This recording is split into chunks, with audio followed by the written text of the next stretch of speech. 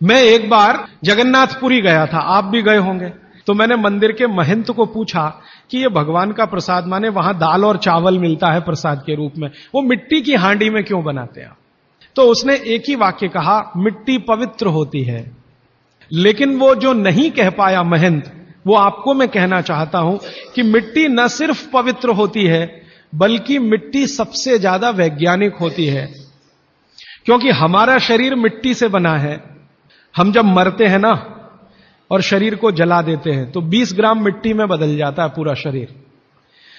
और इस राख का मैंने विश्लेषण करवाया एक लेबोरेटरी में, तो उसमें कैल्शियम निकलता है, फास्फोरस निकलता है, आयरन निकलता है, जिंक निकलता है, सल्फर निकलता है, 18 माइक्रो न्यूट्रिएंट्स निकलते हैं मरे हुए आदमी की राख में। ये सब वही माइक्रो न्यूट्रिएंट्स हैं जो मिट्टी में है।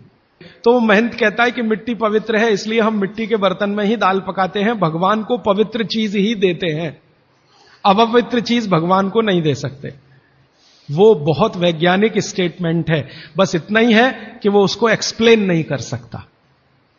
अच्छा, मैं वो दाल ले आया और भुवनेश्वर लेके गया, पुरी से भुवनेश्वर। भुवनेश्वर में CSIR का एक लेबोरेटरी है, council of science and industrial research का लेबोरेटरी है, जिसको रीजनल रिसर्च लेबोरेटरी कहते हैं। तो वहां ले गया, कुछ वैज्ञानिकों से कहा ये दाल है, उन्होंने कहा हाँ हाँ ये पुरी की दाल है। मैंने कहा इसका विश्लेषण करना है, इस दाल में क्या है? तो उन्होंने कहा हमारे पास पूरे इंस्ट्रूमेंट नहीं है, हमारे पास जो जो चाहिए वो नहीं है, आप दिल्ली ले जाओ तो बेहतर है। तो मैंने कहा दिल्ली ले गया तो खराब तो नहीं होगी? उन्होंने कहा नहीं होगी, क्योंकि ये मिट्टी में बनी है। तो पहली बार मुझे समझ में आया मिट्टी में बनी है तो खराब नहीं होगी। तो मैं ले गया दिल्ली तक, सच में ले गया। और भुवनेश्वर से दिल्ली पहुंचने में आप जानते हैं करीब करीब 36 घंटे से ज्यादा लगता है। दिल्ली में दिया, कुछ वैज्ञानिकों ने उस पर काम किया और उनका जो रिजल्ट है, जो रिसर्च है, जो रिपोर्ट है, वो ये है कि इस दाल में एक भी माइक्रो न्यूट्रिएंट कम नहीं हुआ पकाने के बाद भी। तो प्रेशर कुकर की दाल को जब उन्होंने रिसर्च करके देखा तो उन्होंने कहा इसमें माइक्रो न्यूट्रिएंट्स बहुत ही कम है। मैं पूछा परसेंटेज वाइज बता दो, तो उन्होंने कहा अगर अरहर की दाल को मिट्टी की हांडी में पकाओ और 100% माइक्रो न्यूट्रिएंट्स हैं, तो कुकर में पकाने में 13% ही बचते हैं, 87% नष्ट हो गए। मैं पूछा कैसे नष्ट हुए? तो उन्होंने कहा ये जो प्रेशर पड़ा है ऊपर से और इसने दाल को पकने नहीं दिया, तोड़ दिया, मॉलिक्यूल्स टूट गए हैं, तो दाल तो बिखर गई है, पकी नहीं है, बिखर गई है, सॉफ्ट हो गई है। तो खाने में हमको ऐसा लग रहा है कि ये पका हुआ खा रहे हैं, लेकिन वास्तव में वो नहीं है। पके हुए से मतलब यह होता है कि जो माइक्रो न्यूट्रिएंट्स आपको कच्चे रूप में शरीर को उपयोग नहीं आते, उनको आप उपयोगी बना लें, इसको पका हुआ कहते हैं आयुर्वेद में। तो उन्होंने कहा कि यह मिट्टी की हांडी की दाल बहुत बहुत क्वालिटी में ऊंची है, बशर्ते कि आपके प्रेशर कुकर की। और दूसरी बात तो आप सभी जानते हैं, वो मुझे सिर्फ रिपीट करनी है कि मिट्टी की हांडी की बनाई हुई दाल को खा लीजिए तो जो उसका स्वाद है वो जिंदगी भर नहीं भूलेंगे आप। इसका मतलब क्या है? भारत में चिकित्सा का और शास्त्र पाक कला का ऐसा विज्ञान विकसित हुआ है जहां क्वालिटी भी मेंटेन रहेगी और स्वाद भी मेंटेन रहेगा। तब मैंने गांव गांव घूमता रहता हूं तो पूछना शुरू किया, तो बोलते हैं लोग कि ज्यादा नहीं 30-40 साल पहले सब घर में मिट्टी की हांडी की दाल थी। मेरी दादी को पूछा तो दादी कहती है कि हम तो जिंदगी भर मिट्टी की दाल ही खाते रहे। तब मेरे समझ में आया कि मेरी दादी को डायबिटीज क्यों नहीं हुआ, तब मुझे समझ में आया उसको घुटने का दर्द क्यों नहीं हुआ, तब मुझे समझ में आया उसके 3200 दांत मरने के दिन तक सुरक्षित थे, क्योंकि हमने उसका अंतिम संस्कार किया। अगले दिन जब राखी लेने गए तो सारे दांत उसके 32 के 32 निकले। तब मेरे समझ में आया कि 94 साल की उम्र तक मरते समय चश्मा क्यों नहीं लगा उसकी आंखों पे, और जीवन के आखिरी दिन तक अपने कपड़े खुद अपने हाथ से धोते हुए मरी थी। यह कारण है कि शरीर को आवश्यक माइक्रो न्यूट्रिएंट्स की पूर्ति अगर नियमित रूप से होती रहे तो आपका शरीर ज्यादा दिनों तक बिना किसी दूसरे की मदद के काम करता है। तो माइक्रो न्यूट्रिएंट्स पूरा सप्लाई मिला दाल में, जो खाई थी उसने मिट्टी की हांडी में पका पका के।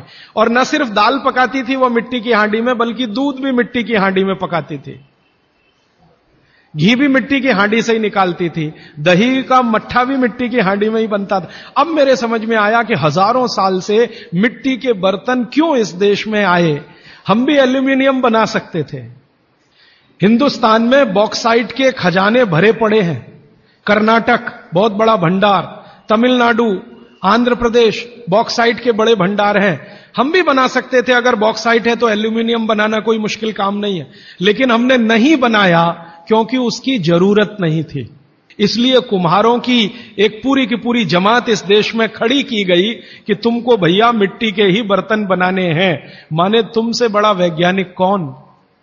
अब ये कुम्हार जो इतने बड़े वैज्ञानिक हैं इस देश के, जो मिट्टी के बर्तन बनाकर हजारों साल से दे रहे हैं हमारे स्वास्थ्य की रक्षा करने के लिए, हमने उनको नीची जाति बना दिया। हम कैसे मूर्ख लोग, ये ऊंचा नीचा हमने डाल दिया इस देश में, इसी ने देश का सत्यानाश कर दिया। अगर प्रेशर कुकर की कंपनी जो बना रही है प्रेशर कुकर वो ऊंचा आदमी है, तो ये कुम्हार नीचा कैसे हो गया। जो सबसे बड़ा वैज्ञानिक काम कर रहा है, मिट्टी के बर्तन बना बनाकर आपके माइक्रो न्यूट्रिएंट्स को, आपके सूक्ष्म पोषक तत्वों को कम नहीं होने देने के लिए मिट्टी का सिलेक्शन करता है। वो आपको मालूम है, हर एक मिट्टी से बर्तन नहीं बनते। एक खास तरह की मिट्टी है वही बर्तन बनाने में काम आती है, और एक खास तरह की मिट्टी है जो हांडी बनाती है, दूसरे खास तरह की मिट्टी में कुल्हड़ बनता है, तीसरे खास तरह की मिट्टी में कुछ और बनता है। ये मिट्टी को पहचानना कि इसमें कैल्शियम ज्यादा, इसमें मैग्नीशियम ज्यादा, इसलिए हांडी इससे बनाओ, और इसमें कैल्शियम मैग्नीशियम कम है इसलिए इसका कुल्हड़ बनाओ, ये तो बहुत बहुत बारीक और विज्ञान का काम है। ये सब कुम्हार कर रहे हैं, हजारों साल से कर रहे हैं, बिना किसी यूनिवर्सिटी में पढ़े हुए कर रहे हैं। तो हमें तो वंदन करना चाहिए, उनके सामने नतमस्तक होना चाहिए। कितने महान लोग हैं। दुर्भाग्य से सरकार की कैटेगरी में वो बैकवर्ड क्लास में आते हैं।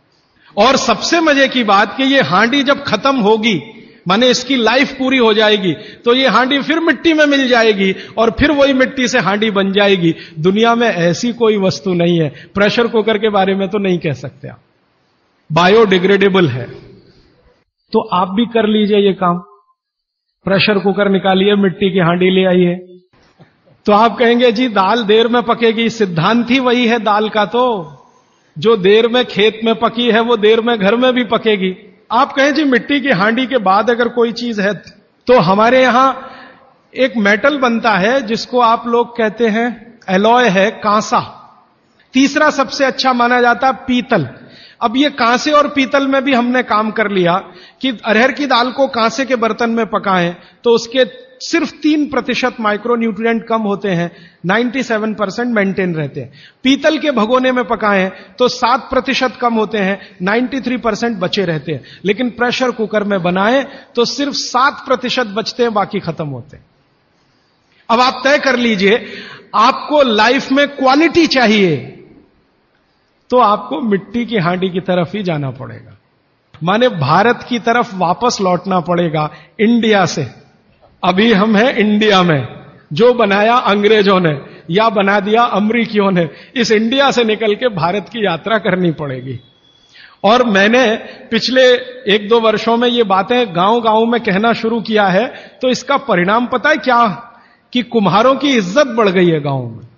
और मैं मानता हूं कि मेरे व्याख्यान की अगर कोई सार्थकता है तो वो ये कि कुम्हारों की इज्जत इतनी बढ़ जाए कि वो पंडितों के बराबर आ जाएं, क्योंकि वो किसी से नीचे नहीं है, क्योंकि वो किसी से छोटे नहीं है। और मजे की बात कि वो हांडी बना के आपको 20-25 रुपए में ही दे रहे हैं, प्रेशर कुकर तो 250-300 रुपए का है।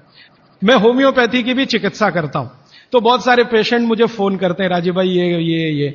तो मैंने कुछ पेशेंट को खास कर कहा कि देखो भैया, आपको मैं कोई दवा नहीं दूंगा।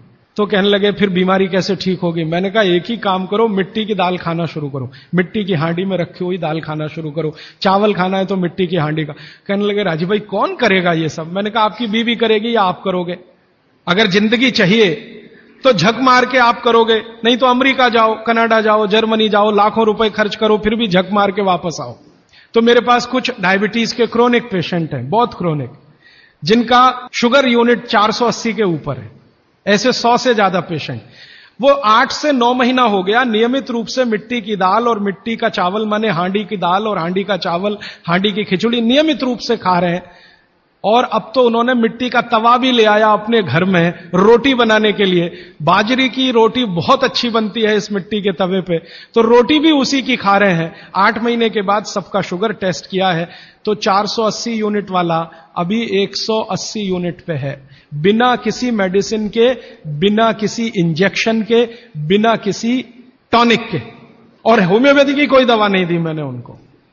कुछ लोगों को ज्यादा परेशान थे, दवा भी दो दवा भी दो, उनको प्लेसिबो दे दिया। प्लेसिबो समझते हैं, खाली गोली, दवा नहीं डाली, तो पेशेंट को लग रहा है कि मैं दवा खा रहा हूं, दवा खा के अच्छा हो रहा हूं। मुझे मालूम है कि वो कोई दवा नहीं है, वो प्लेसिबो है, वो अच्छा हो रहा है उस मिट्टी की दाल खा